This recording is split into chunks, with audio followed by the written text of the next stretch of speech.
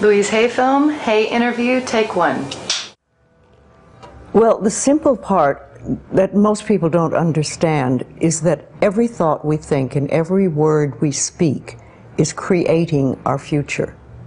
It's as though our thoughts go out into the universe and are accepted and brought back to us as experience.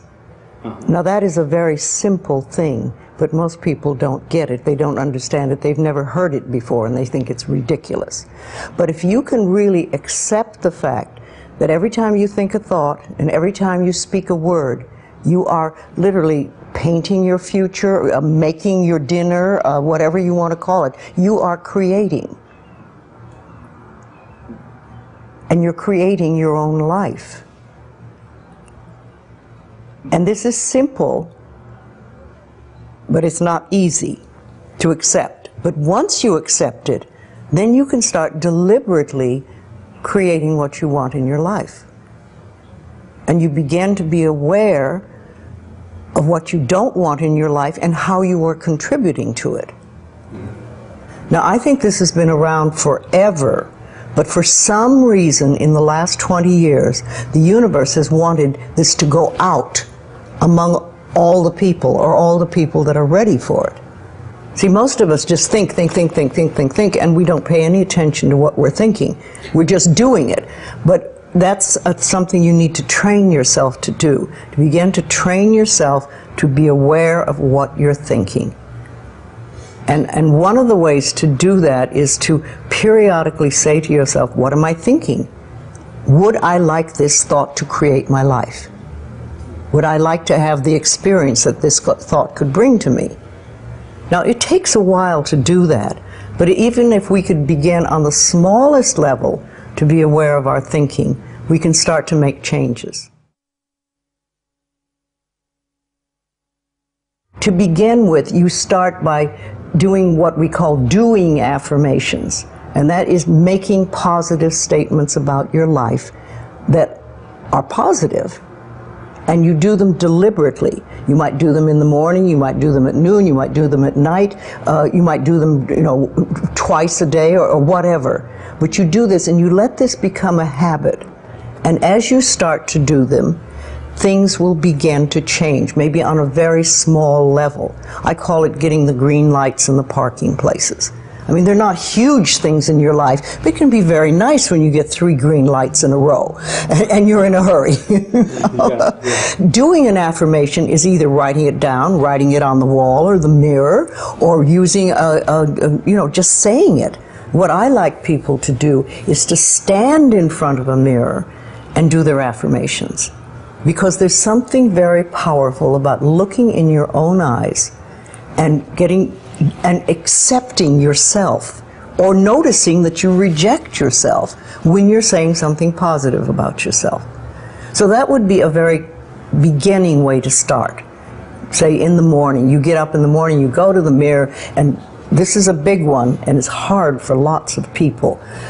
But you look in the mirror and I say, I love you. I really, really love you. And to begin with, that can be so hard for people because they think of all the things that they think are wrong with them. But if you can start your day saying that, it's very powerful. Remember, I'd like to think the universe is listening to everything you say and everything you think and saying, okay, you can get that.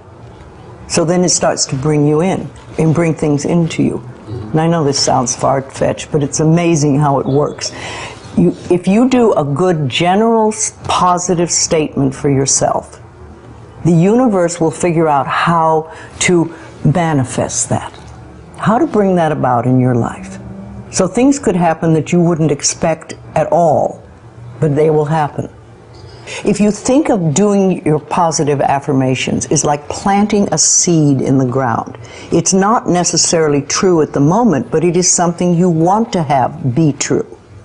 So you put the seed in, and you plant a seed and you expect it to grow.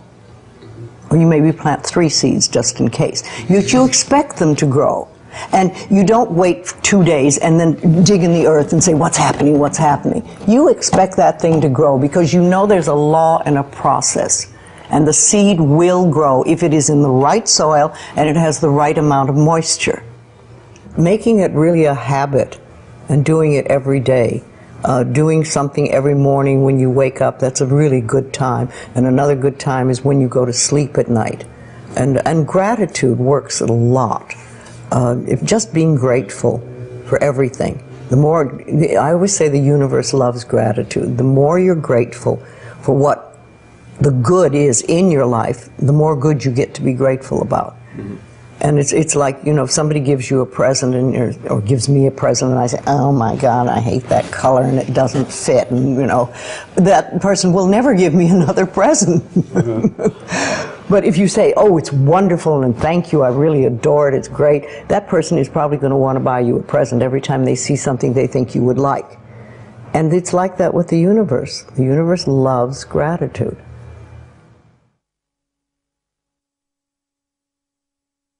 If you have very strong beliefs within you that you don't deserve good things in your life, and a lot of people have that, then there can be delays. And sometimes people say, well, affirmations don't work, I've done them. But when they're doing, for instance, prosperity affirmations, and they've done some prosperity affirmations, and they say it doesn't work, nothing's happening. And I say, well, all right, how many prosperity affirmations did you do in a day? And they'll say 3, probably. And they say, all right, how many poverty affirmations did you do this day? And that could be 300, depending on where you're coming from and what is running through your mind. See, I have this, one of my thoughts about life is that only good lies before me. And I've been saying this for many years. So it doesn't really matter to me what happens in life, because I know it's going to be good. Well, there are lots of things you can do to help you become more conscious of what is going on. And because so many of our belief systems really are unconscious or subconscious, we're not aware of them. They're just things that were bred into us as we were children, is to take a little time to figure out what they are. And I always say a really good exercise is to take a big sheet of paper and write on top of it, say, what I think about men. And then another one, what I think about women, what do I think about money, what do I think about any subject you can think of. And just write all the things that come out of your thoughts. And whether they sound good or not, just write them down.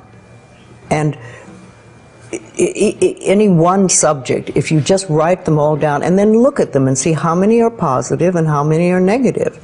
And if you can take those negative ones and turn them around, make them into positive affirmations, then you can start clearing up what you believe about, say, money that is not positive for you, and or is keeping you from bringing money in. And you can do that with lots of things in your life, so you can really begin to realize what you do believe about these things. So you can't change your thoughts if you don't know what your thoughts are. There is a law of thinking, and we are beginning to learn about it. And it is like a computer. If you have this gorgeous computer put in front of you, and you don't know what to do with it, it's a piece of junk. But if you learn the language of the computer, miracles happen. And that is what the law of thinking is. When you learn how it works, miracles happen. What you think and what you believe, it's what will come true for you. Your thoughts create your life. It's that simple. And when we can get that, we can make enormous changes. Well, I think it really starts with realizing that you don't love yourself, that most people don't. Most people feel they're not good enough, that they haven't done it right, they won't do it right, they'll never be enough, and they're definitely not lovable. And when we come from that space, it's very hard to create things for ourselves that are really good. So in the early days when I worked with people, I used to fix this problem and fix that problem, and you'd have this a health thing, and we'd work on that, and we'd work on this. And one day I discovered, much to my amazement, that if I would help people learn to love themselves, to really accept themselves as they are, we didn't have to work around problems, because it was almost like a miracle. Everything seemed to fall away. It's a hard one for people because we grow up believing that we're not good enough and nothing is right. I remember lots of times I would ask people, well, what is really wrong with you? What have you done that is so terrible that you're not acceptable to yourself? And I never, ever, ever got an answer that made any sense. You know, they might say something like, well, I'm too fat. Well, so, you know. But when you talk about loving yourself, a lot of people think that that's vanity, but it isn't really. It has nothing to do with that. That is narcissistic. But to really care for you and to acknowledge that you are an important being. It's almost like in the Bible they would say, you recognize that you are a child of God, that therefore you are perfect. But even if you're not a biblical person, if you can recognize that you are a being that has self-worth, if you can really recognize your own worth, then you start to treat yourself differently. And I think that's what's so very important about loving yourself, is you stop beating yourself up, you stop making yourself wrong, you stop talking about how awful you are, and you stop saying things like, I'm really stupid and stuff, and you start to treat yourself with a certain amount of respect. And this makes an enormous difference, because what you give out in life is what comes back to you. So if you're giving out a feeling of, I'm okay, I'm good enough as I am, and I am acceptable, and I love life, and I love me, and you start having gratitude for yourself and for life, then life treats you differently, because you are having a different vibration that you're giving out and getting back. And that's when things really start to flow. Now, a lot of people don't realize it, but you have to practice. You just have to start it. And that's why I try to get people to do a lot of mirror work. If you look in the mirror, just simple things like looking in the mirror in your own eyes and say, I love you. I really, really love you. And it helps if you use your name, Louise, I love you. I really love you. It gets to that little child inside that has been rejected for so long, and it breaks open sort of a dam or a door or whatever you want to call it, and it's like little miracles start to happen. Lots of little good things happen, and the universe loves grateful people. The more grateful you are, the more you get to be grateful about. It's that simple. Life is really very simple. We make it enormously complicated, but it doesn't have to be. Everybody's on a journey from the time we're born till the time we leave.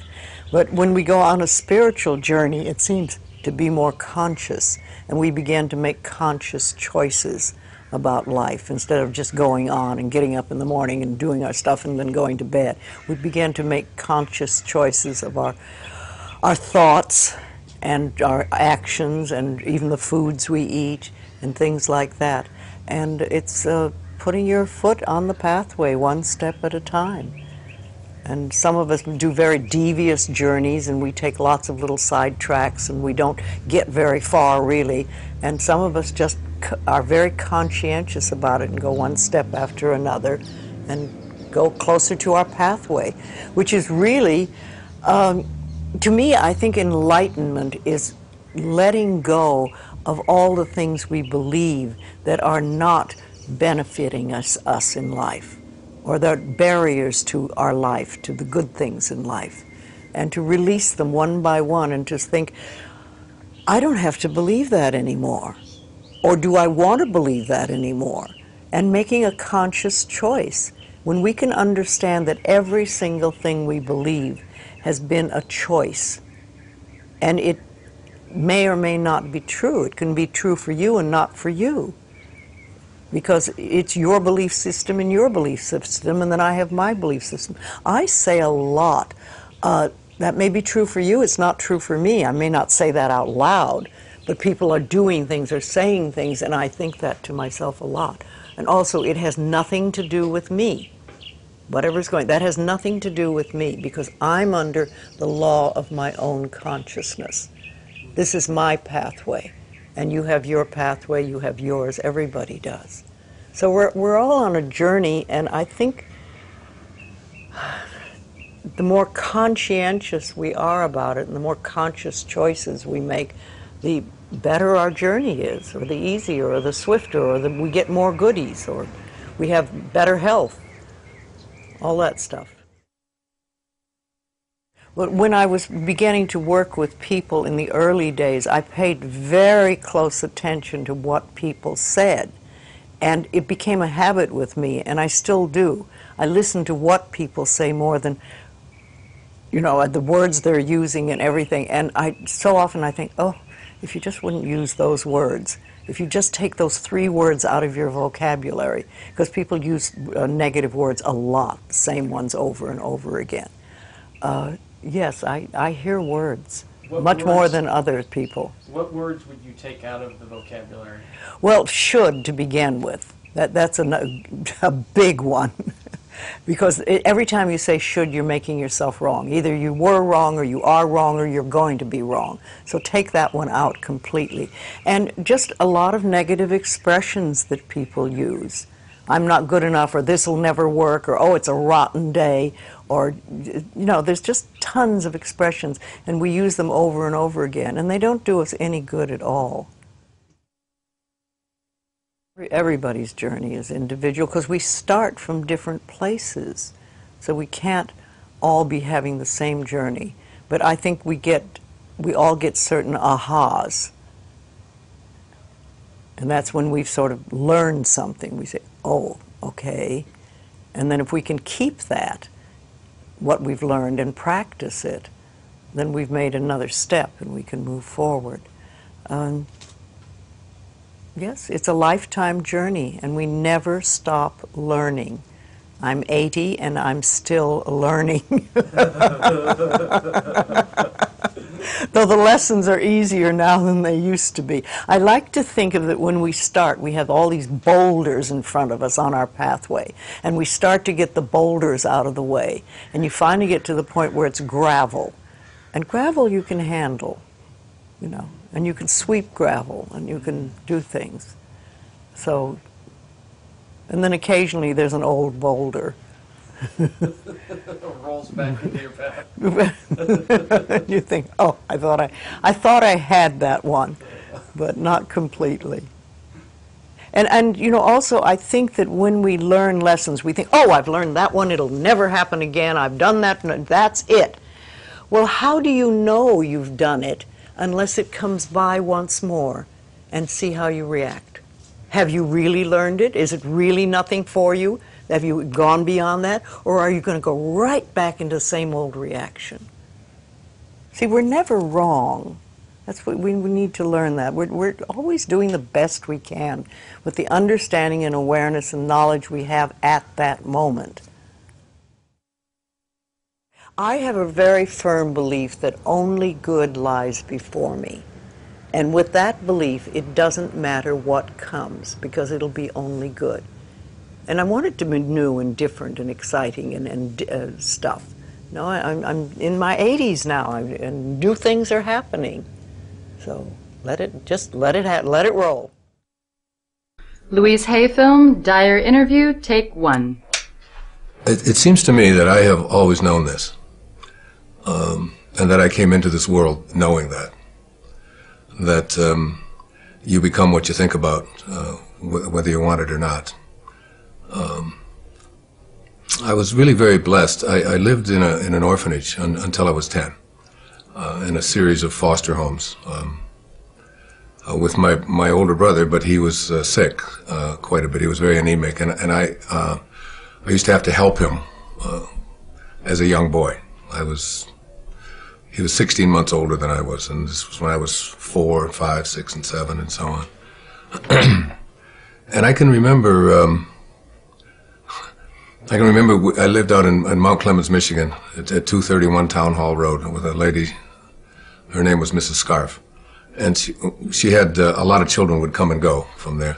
And I was in a foster home because the circumstances at that time were such that my father had walked out on his family, and I was born in a depression, and there was no welfare and things like that in those days. So it was like people just helped each other out. And my mother was working as a candy girl in Detroit, on the east side of Detroit, earning $17 a week, and she just didn't have the money and wasn't able to provide for her children. So we lived out at this one particular place, and I can remember whenever a new child would come to the house, they would always say, "Go find Wayne."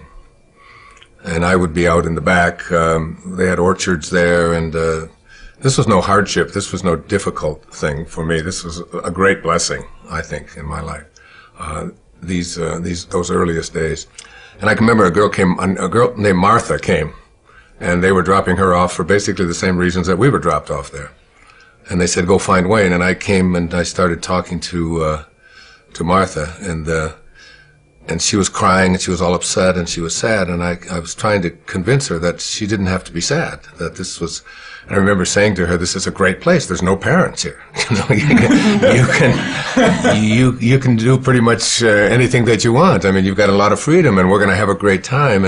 And I can remember being in school, at the public school. It was a numbered school. They didn't even name them in that day. It was PS number 127,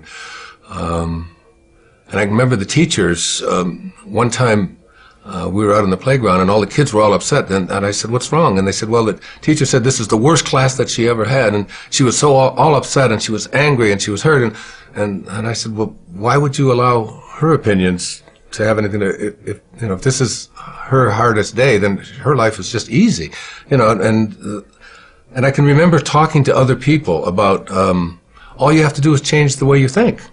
And it goes from being a miserable experience or a tough experience or a hard experience to one that you can do anything that you want with. And when my mother got our family all back together again when I was nine, almost 10 years old. And I can remember her telling me what it was like when I was just a baby, when I was just like an infant, that I was the one child that could make everybody else laugh. At times when everybody else would. She said we were waiting for a bus one time when we were just real babies before I went into the orphanage, and she said a car came by, and it was in Detroit, and there was all this slush, and and we all went flying down. Everybody had dirt on them and dirty snow, and we were laying in the ground, and everybody was crying. And she said you were upset and mad because our clothes were wet and so on. And she said you just stood up and said, "This is great, isn't this wonderful? Look, we don't have to do this," and we don't, just turning it into something positive. It's like, so the ability to be able to do that was something, I can't remember a time in my life when I didn't know that if I really went to work on how I thought, that things just didn't have to be bad. I was the richest kid in the orphanage. I've talked about that many times in my lectures, that a snowstorm was a time we had two snow shovels at the home, and one of them had the edges all curled up from hitting the curbs, and you couldn't make any money with that one. So the other one, when it would snow, I would go downstairs and I would take the good snow shovel and I would put it under my bed, and I'd sleep with it right with me in the bed so that nobody else would get it. And I would get up before everybody else got up, and I would go out and I would just shovel everybody else's snow, shovel their walk. And then later on, and I'd just go knock on the door and just tell them that I shoveled their walk. And some would say thank you, and some would give me a dime, which doesn't sound like much, but that's about $3,000 in today's money. And when I found out that soda pop bottles, for example, were worth 2 cents each, that if you took them back, you could get 2 cents back, that was just like one of the great awarenesses and awakenings of my life, because I would follow people around who were drinking a Coca-Cola and say, "You almost done with that?" They said, "Well, no, I'm not going." Well, just whenever you're ready. I just follow them, and then we'll walk until. And we had a coal bin where we lived because it was coal furnaces, and we filled that coal bin with soda pop bottles, and I would take it back. It was just always easy to change, and all the other kids would be not having any money and complaining about not being able to have abundance or be able to have some level of being able to buy themselves like just a little donut or a Pepsi Cola or something. They couldn't figure it out, and it always seemed so easy to me that all you had to do was just look around and see the opportunities in anything, and it had nothing to do with whether there are opportunities there. There always are opportunities. You know, I'm 67 years old. I have never, ever been unemployed or even can't even deal with the concept of unemployment. It isn't that I've had no job. I've always had more jobs than and it isn't because I've been through all good economic times. There've been some pretty sour economic times over the last 50 years or so. I just have never known how to think any other way than, if you change the way you think about things, you can create whatever it is you want for yourself in your life. It's just a simple knowing. I mean, I've made a living talking about it. I've written lots of books about it and so on, but I have always lived it and practiced it, and I still do today. It was Thomas Troward. I don't know. He did some lectures on mental science way back in the 1907, 1908. He was from Scotland. And one of the things that he said is that the law of flotation was not discovered by the contemplation of the sinking of things. So that, you know, like before the 15th and 16th centuries, all of the ships were made out of wood. Not because iron wasn't available and steel wasn't available, but because there was a belief that wood floated. So therefore you had to make ships out of things that floated. That's literally how and then someone came along and said that it has absolutely nothing to do with what things are made out of. It has to do with the amount of water that is being dispersed. That's what determines whether something will float or not. And I think about that all the time because it's in the contemplation of what you desire that you create what it is that you want to have for yourself. It's in your willingness to contemplate it. And nothing more, according to Troward and mental science.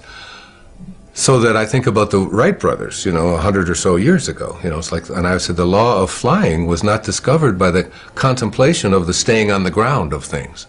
So that these were two people, like for me, to figure out how to get an airplane to fly, and my limited knowledge of all of that, I would probably have contemplated the staying on the ground of things. You know, it's like this is what happened.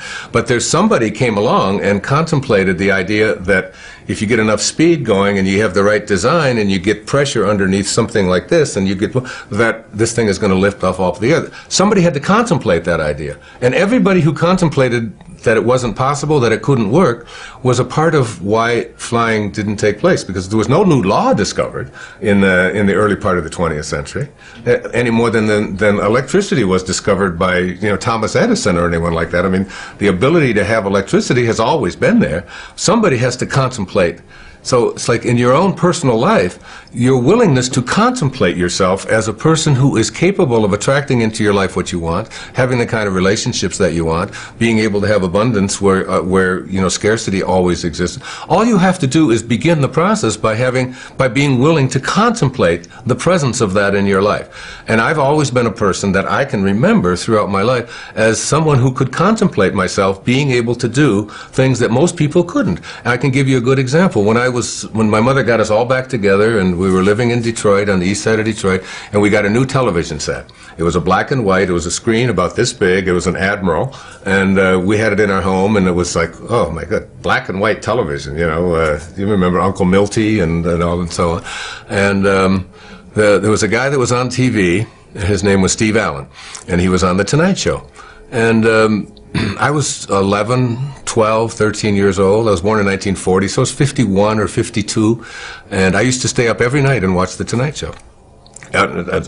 Even though I had to go to school the next day, there was just something about that show, and you know, all of the characters and smock and all the things that Steve Allen would do on it. And I would come down when I would be talking the next day, and I would be telling my mother and my two brothers that when I do The Tonight Show, this is what I would say. I wouldn't have said what Louis and I say, the way reacted, how he reacted to that. I would have said this, and I used to do this, and my brothers and my mother would say, "That's just Wayne. He's just nutty. He thinks he's on the Tonight Show. He thinks he's going to do the Tonight Show."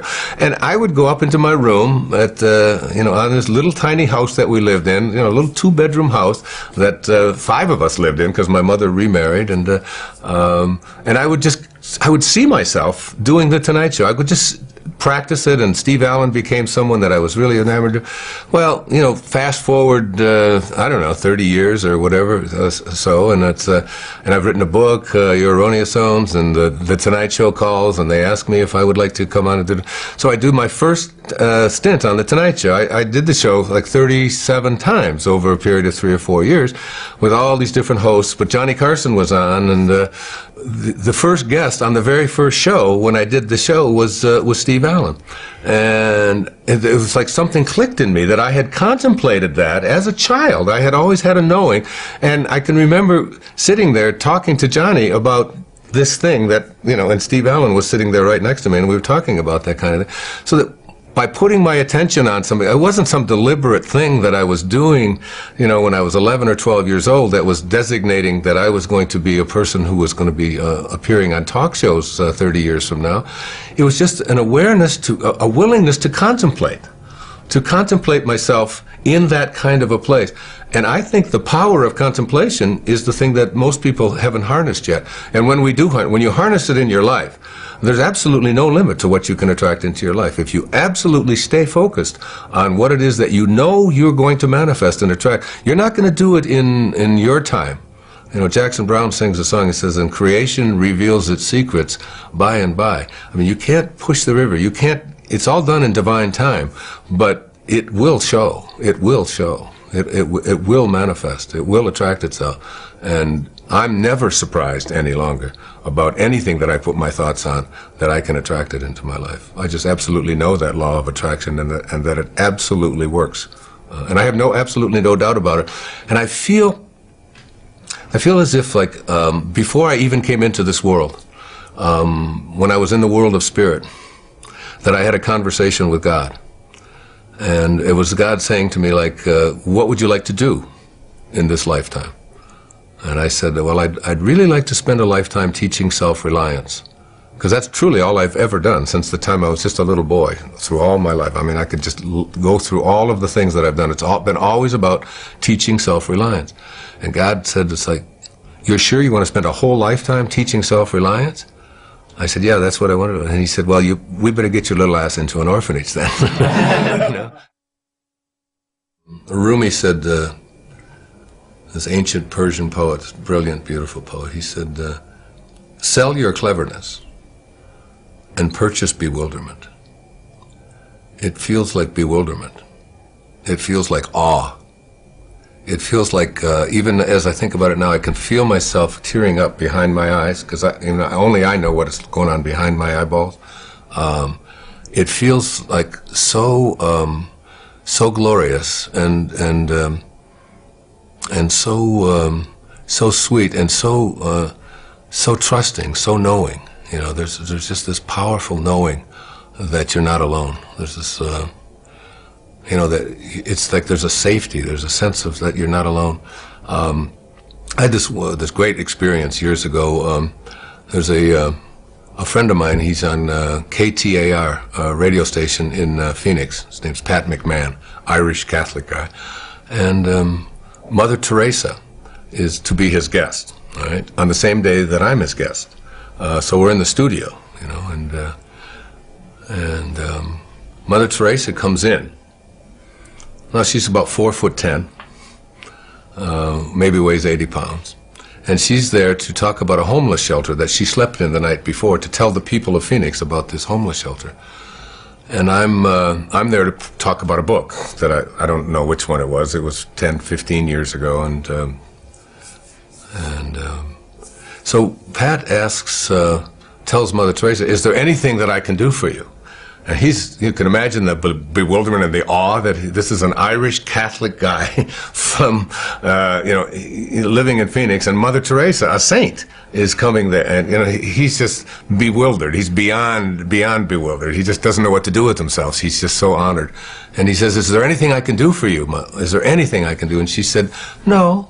She said, I just came here to talk about the homeless shelter. He said, but Mother Teresa, he said, we have a 50,000-watt clear channel station that goes in every direction.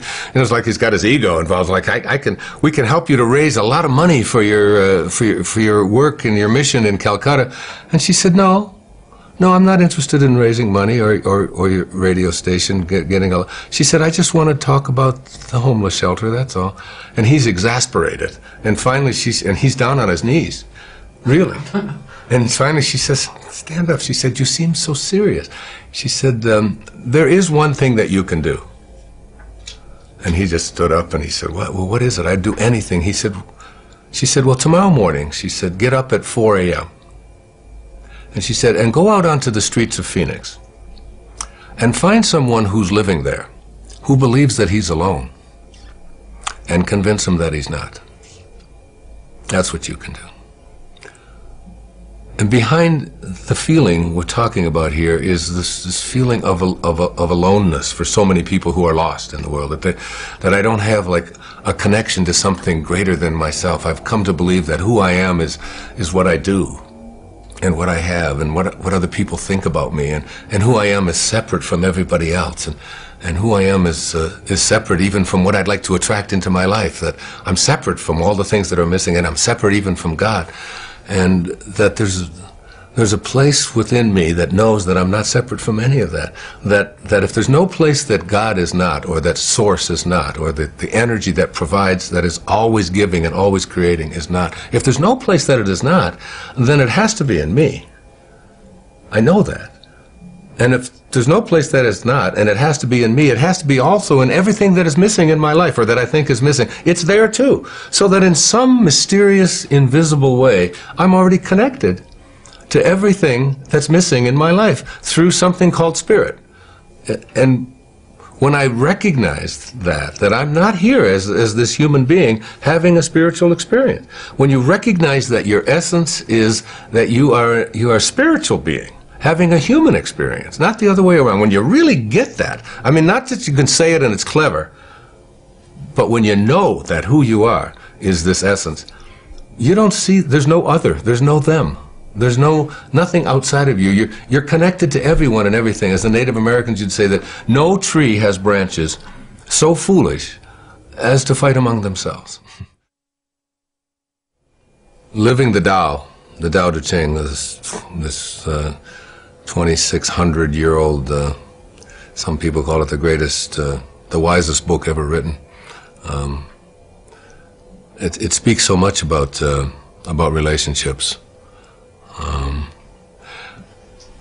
Tao, the word Tao means the great way. It's really just another synonym for God, or source, or spirit, or that which is the all-creating. And one of the things that it says that was really helpful to me, probably the most helpful thing in it, was that whenever you have a conflict of any kind, in any relationship, whenever you have a conflict, that the person who is willing to be of Tao, of God, of Source, is the one who will practice forgiveness, or will go to the person that they have a conflict with and bring love to it, instead of the freeze out, instead of the anger, instead of the hatred, instead of the revenge, instead of so many of the things that we do when we have conflicts in our lives. We just don't talk to that person. Like, I'm not talking to that. I'm not talking to him. He's going to call me because I called the last time, and that's going. But the person who lives the Tao life, the life of a higher consciousness, is the person who says, "I end all conflicts on love, which is where we all come from. We come from a source that is love." So for me, that has been just so useful. I have 8 children, and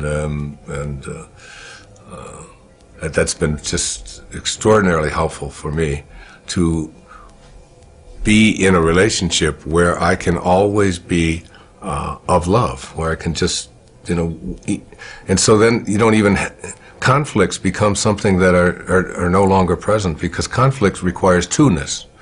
In order to have a conflict, you have to have two different opinions or whatever.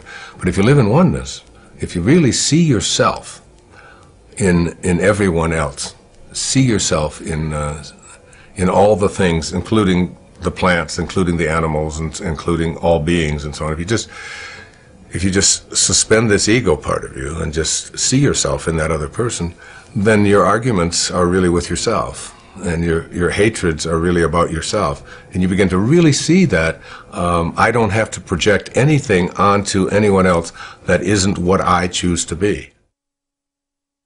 You do U-turns in your life. I've done U-turns in my life, and it's having the curiosity, it's having the willingness to say, this isn't working for me. You know, it's like you get bit by a snake, and you're bit, okay? So, but the bite doesn't kill you. You're still there, you know. You don't die from a snake bite. You don't die from you don't get hurt from what somebody else does to you. It's the venom that continues to pour through your system after the bite. That's what causes difficulties in relationships and so on. And when you recognize that to be angry, to be full of revenge, I mean, I could bring anybody in this crew in here and do a muscle test with them and ask them a question to hold your arm out like to hold your arm out like this, and think about somebody who's abandoned you or abused you, who did something that you didn't like, who borrowed money from you and didn't pay it back, who walked out on you, someone that you hate, and just for a moment, hold your arm out as hard as you can. I'm going to put 2 fingers right here, and I'm going to push down, and you think about getting revenge. You just think about, even if you don't want to do that, just think the thought of, I'm going to get even with that bastard for what he did or what she did. I'm going to really get even with him, and you push, and that you find out that they have no strength when you think a thought of revenge. There's no strength in there. Kinesiology, say, very simple test. Then if I say to yourself, okay. I have somebody that. Okay, sit down. All right, here, come over this way. Okay, just put your arm out. Here? No, over here. Over here? Yeah, just hold this. Okay. Okay. Now, I'd like you to think of, first of all, tell me your name. Michael. Michael what?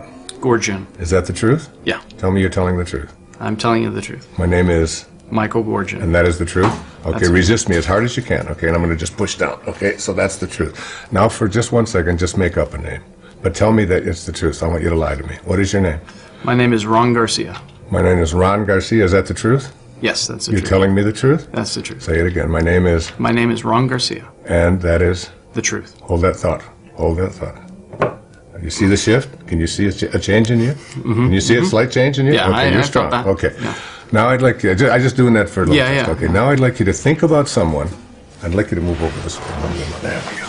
I'd like you to think about someone in your life that abused you, abandoned you, that did something to, without any details, I don't want to know any of the details, and you are hurt by it, and you are angry about it. And forget about whether you've forgiven them or not. I want you to just think about getting even with them. I want you to think about revenge, okay? I'm going to get even with that person, no matter what, okay? And put your arm out, and can you hold on to that thought of revenge, okay? I'm going to get even with that person for what they did. I'm angry at them. And hold on to that thought and just think, resist me as hard as you can. And notice what's happening with your arm. Resist, again, one more time. Think that thought. I'm really going to get angry. I'm really pissed. I'm really hurt. I'm going to get you back for that, okay? And resist me as hard as you can. Now notice what's happening here. You have almost no strength. I'm not even pushing down. Now I want you to just change the thought. Okay. I want you to change the thought right now. And I want you to change it to one of love and forgiveness. I just want you to surround them with the light of God. I want you to surround them with the most beautiful love that you can think of. And just think of that thought.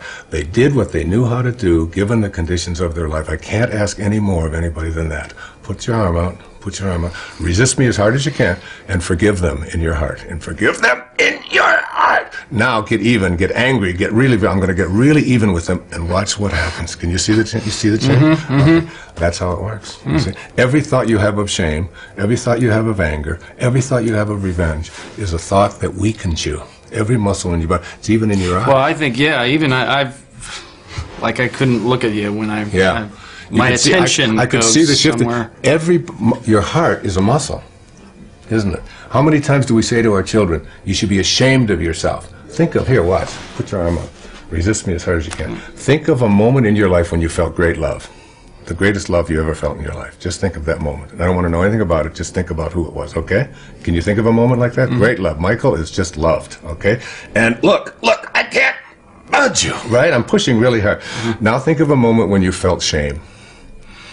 You just did something and you're just ashamed of it, whatever it was, okay?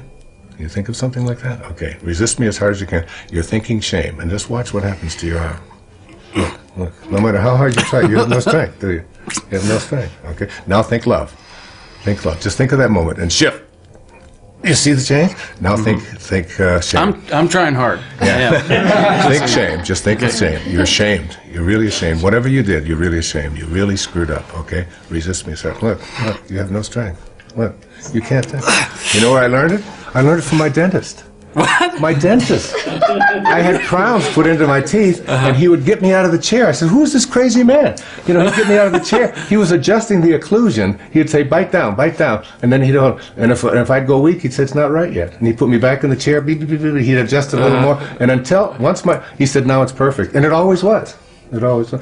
Wow. This is the power. Who's your dentist? It's like what we just demonstrated here is the power of the thoughts that we have. What a thought of shame, a thought of anger, a thought of revenge, what it does to the muscles of our body. The muscles of our, it's like the reason I ask you to tell me a lie, you know, is because I wanted to test your body, because your body wasn't made by your parents. We like to think that our bodies were made by our parents. That's because you look a certain way and all of that. But if we take the tiny little drop of protoplasm that created you, and we try to find out its origin, and we take it all the way back to subatomic particles and reduce it, we find out when we put it in a particle accelerator and rev it up at 250,000 miles an hour and collide it, and we open it up, there's nothing there. That you came from the invisible, you came from source. It's the spirit that gives life. So that once you understand that this body of yours is a creation not of human beings, but it's a creation of God. It's a creation of source. It's a creation. It came from nowhere, and an invisible source, and manifested into the world of the physical. And so it only reacts to truth, because it was created by truth. So once you lie, this is an ultimate lie detector test. That's why I always say we could have saved $93 million with President Clinton. You know, it's like, come on. Did you have sex or didn't you? Let's get over this, you know.